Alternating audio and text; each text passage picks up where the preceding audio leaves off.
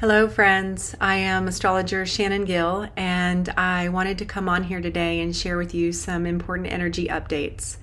So, if you follow my work, then you are probably quite familiar with the fact that I feel it's very important to understand that astrology is essentially a history of cycles, and there are cycles within cycles within cycles. So I feel it's really helpful and important to always frame our current reality moment now with this backdrop of where we are in evolutionary history. So you probably have heard me talk so much about the shift. And, Russell and I have the Shift Foundation, which our intention and our mission is to really assist humanity in making this massive leap in consciousness on the planet, coming out of a 2,000-year age of amnesia or a dream state where we've been sort of asleep to our true nature and asleep to our true power, which is that we are one with Source, that the power is actually inside and it's infinite. And we were in a period of an astrological age, where the power and the authority was always outside of us, whether it had been the government or the religion or the doctors or even just the nighttime news. We have always looked outside of ourselves for direction and guidance. And unfortunately, that faction of the collective consciousness was quite self-serving, and in a lot of ways, people think about this period of time as we were living in the type of a matrix, or working for the man, you could say, or for a machine, where our life force was really being siphoned from us. And so, hallelujah, we are celebrating that we are ending that period of time, this epic of time, and standing at the cusp of not just ending one age, but birthing a new one, which is this exciting time that we're in, this great awakening, this time of the emergence of the age of Aquarius. And quite simply, it's the return of the Purusha, or the one mind consciousness, where we come online with remembering. It's this time of reclaiming and renewing the truth, which is that we are powerful beyond measure, and we are not separate from Source. We are one with Source, if not Source creating and experiencing itself.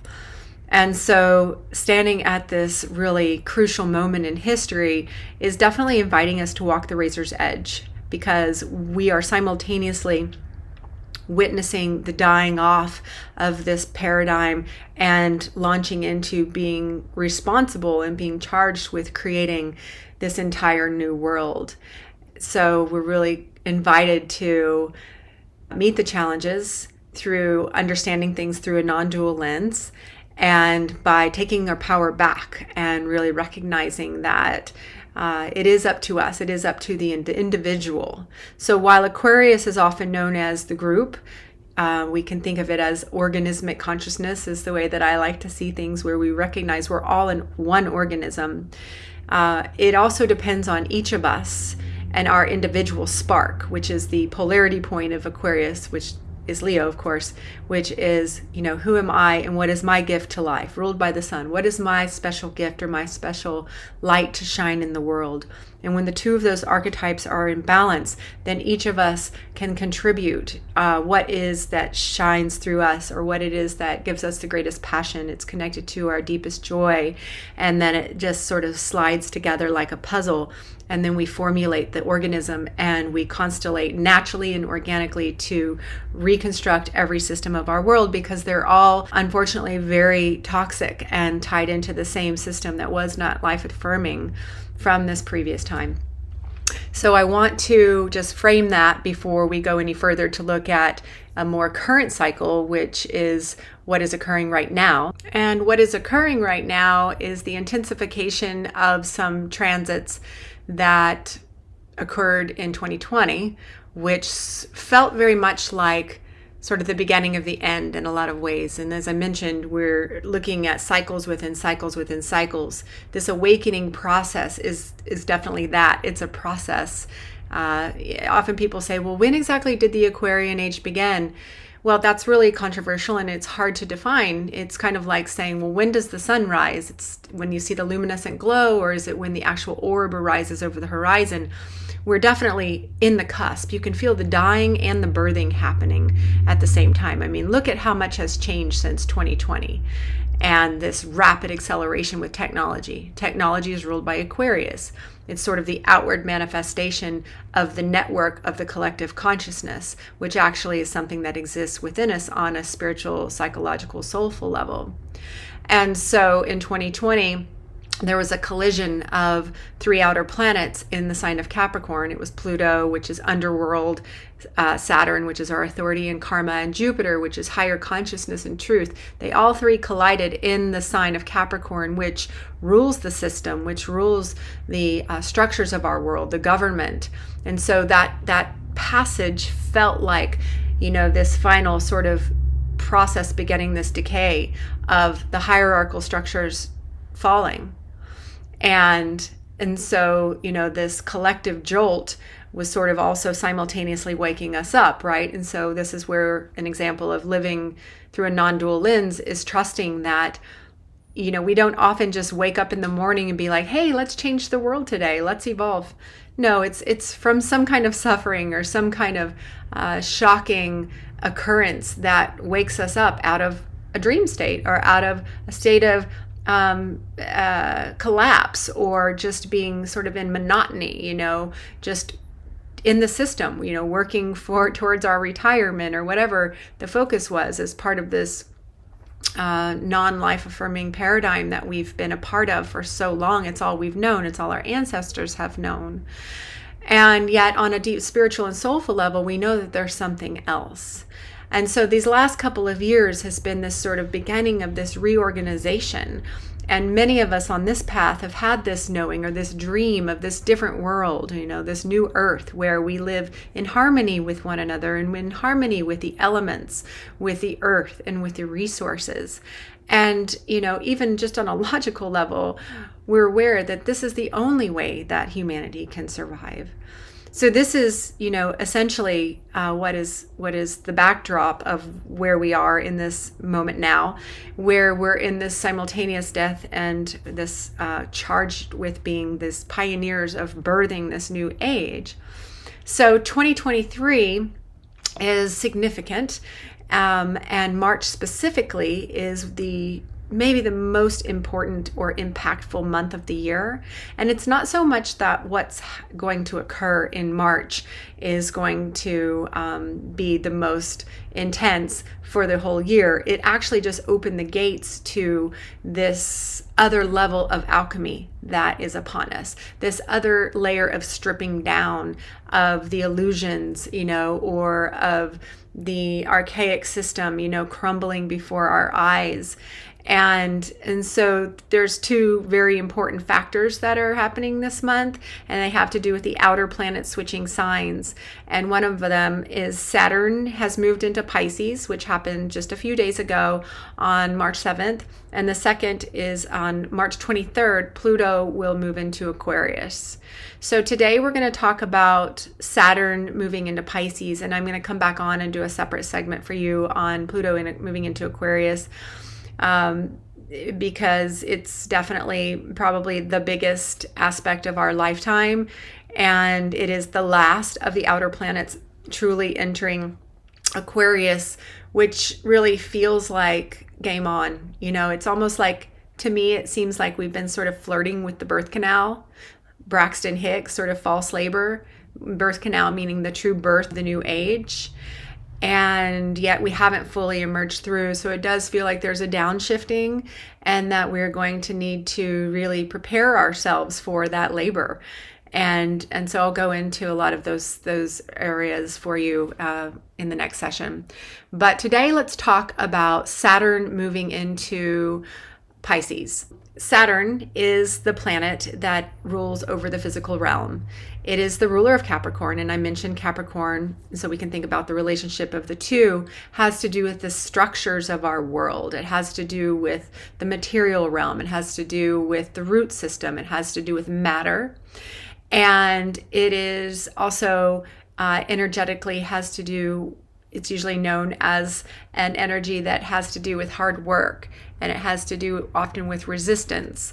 It has to do with things that are solid. It has to do with things that have come into being through that labor-intensive process. Saturn also rules over alignment. Universal order has to do with integrity and our leadership.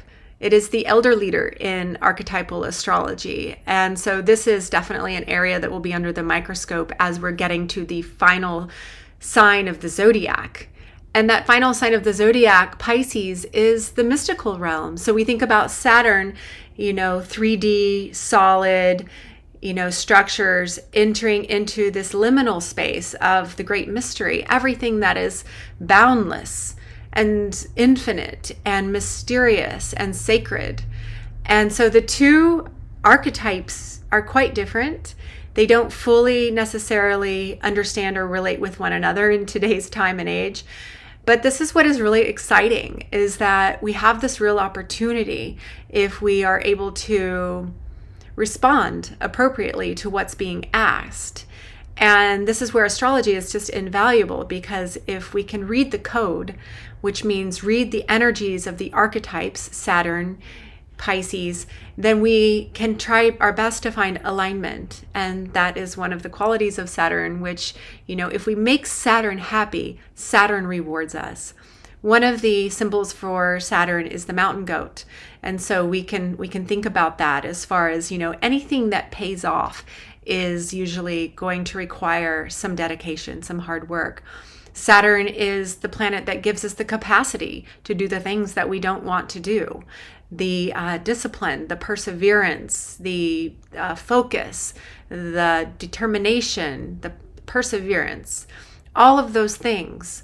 And so a lot of us sometimes would rather not do those things, yet these are the qualities that move us forward. These are the qualities that actually create the foundation.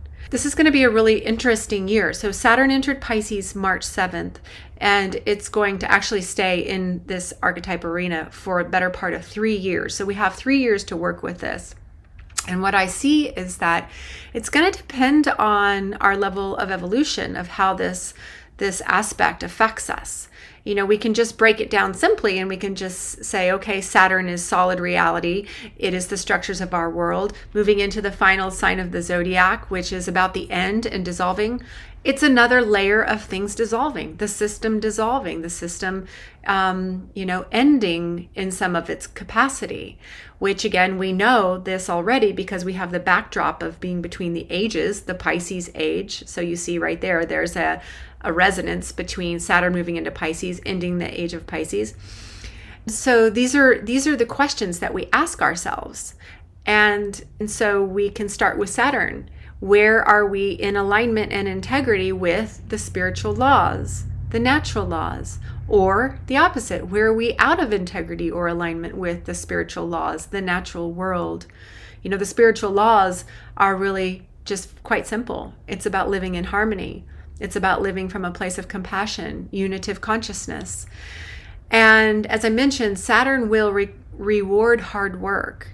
And so this is a time to really upgrade our relationship to our spiritual practice, to upgrade our relationship to physical matter, the body as vessel, the sacred temple, so that we may house spirit into form.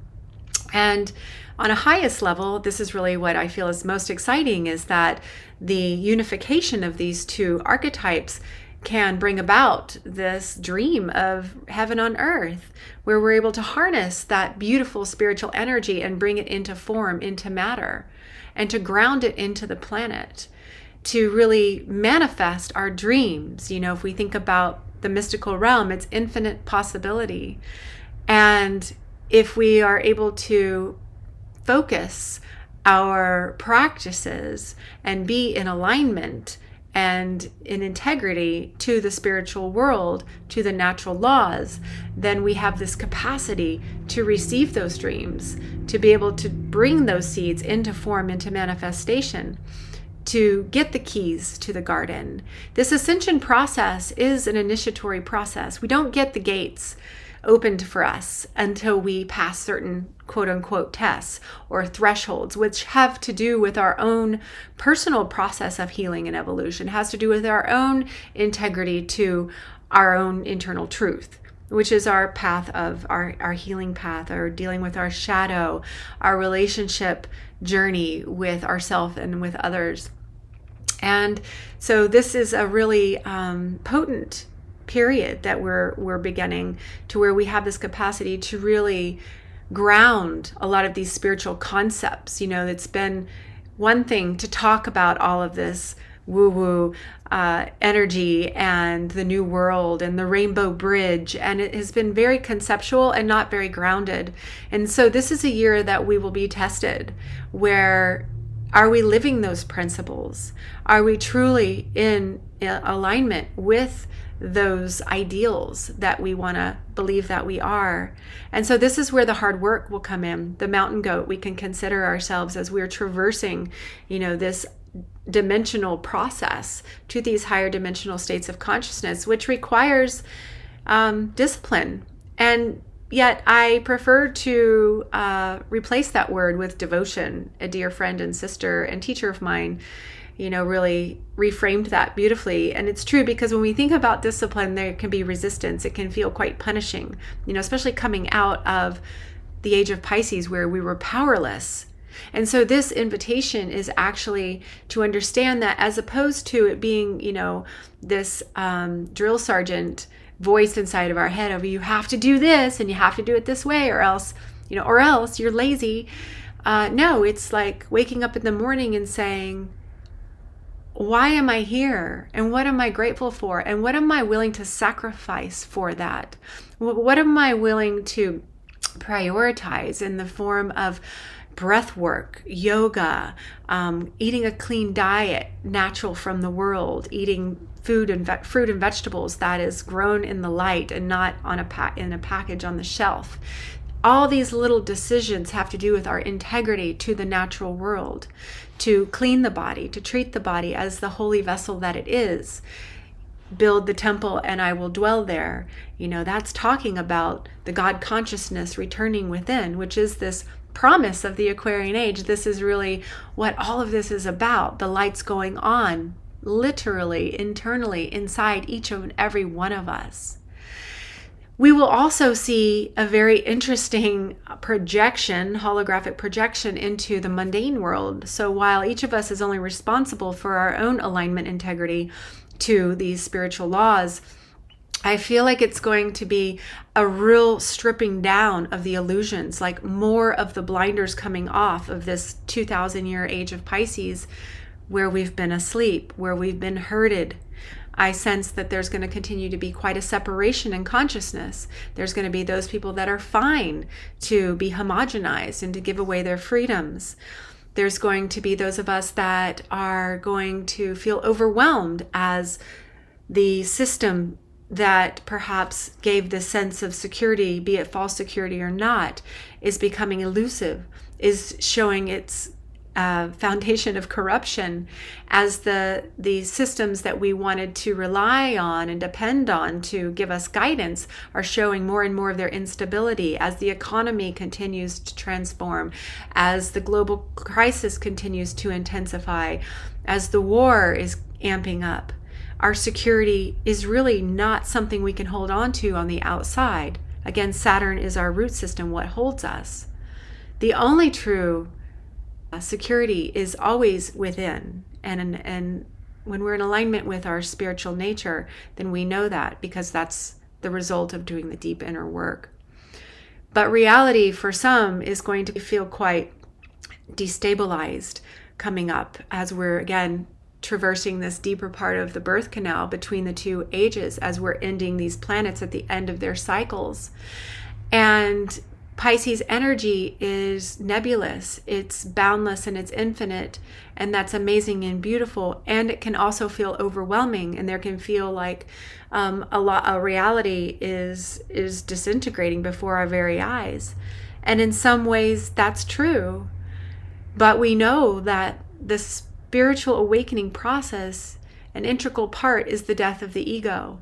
And so we have to let go of all those illusions, let go of all those attachments that are unhealthy, the toxic relationships, the addictions, the behaviors, the false beliefs, all of that. We are really in the fast track. This is the master's level that we are being called to right now, to be able to ascend to these higher levels so that we can be given the path, which will reveal itself when we're in alignment and on the right channel and on the right frequency, because essentially that's what we're talking about here. These are the different levels of evolution. It's all energy, frequency, and vibration.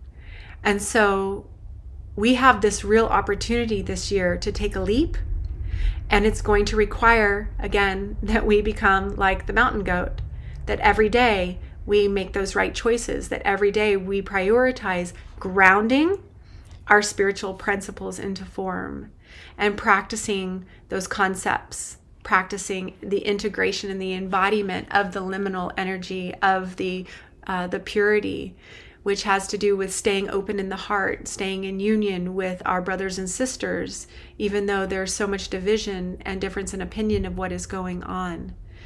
The leaders of our country, there will be more and more revealing of shadow. There will be some that are going to fall, and it's very exciting to think about true spiritual leadership. Saturn, the leaders, Pisces, spiritual, emerging on the planet. And as I mentioned, Pisces is the Lord of Karma. So it is a time where we will reap what we've been sowing. And with any aspect, we have to look at the shadow as well. And I talked a little bit about, some of the shadow of Capricorn being the harsh leader, the tyrant, the one that's out of alignment and out of integrity. Well, the shadow of Pisces is the escape artist. It's the two fish that are swimming in opposite directions. We talked a lot about the Pisces age, and we were definitely in a lot of the shadow where we were asleep. We were in the dream. And so we can think about that on these terms here with Saturn in Pisces. And we have an opportunity to reach a higher level of enlightenment that's grounded and that's embodied and that is true to form. But the other fish is swimming in the direction of not enlightenment, but escape or oblivion. The shadow of Pisces is often the addict, or the one that just can't deal with the harsh realities, or is not willing to, and so is checking out. And this is really a dangerous place to be, especially where the energies are becoming quite brutal. This month of March, things are going to speed up, especially whenever Pluto enters Aquarius, which we'll talk about next time. That's the air sign. It's about, the lightning bolt of change in the hands of destiny. And so this may be a difficult period for the masses. This may be a difficult period for some individuals where if there's no ground, if that root system isn't solid, you can be whisked away in overwhelm in this storm. And so it's not a time to be taking chances. There are going to be those of our brothers and sisters that are going to need our support. Many of us have been doing this work for a long time, knowing that this moment was coming in our evolution, and have been laying the path brick by brick, truly building that bridge to the new world. I remember 2 decades ago waking up to a lot of this, and I actually acquired the Shift Foundation domain name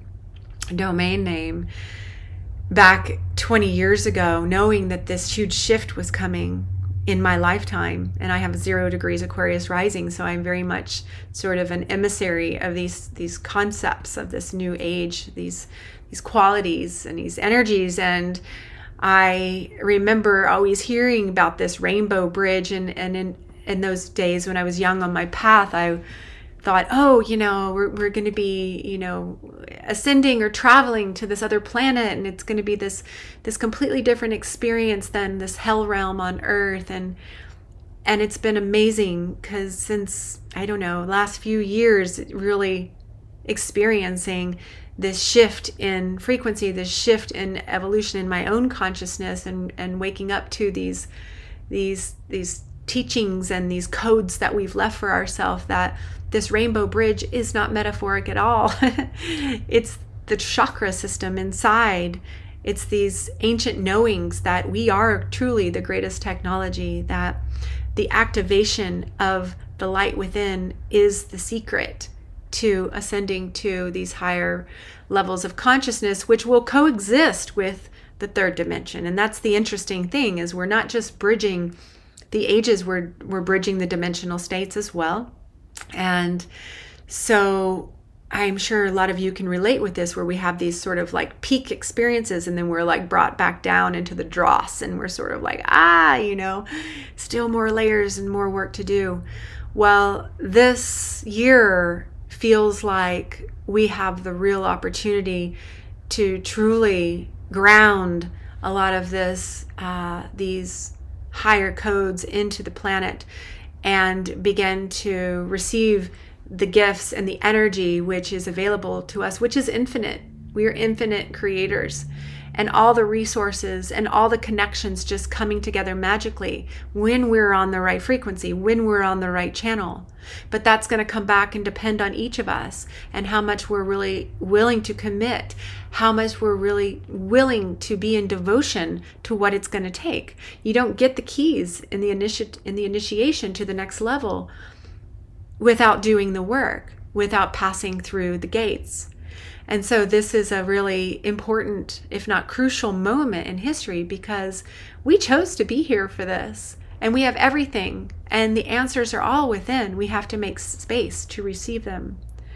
So thank you for receiving this message today. Thank you for doing the work. Thank you for being awake. Thank you for being a part of the shift. And I'll look forward to talking with you next time.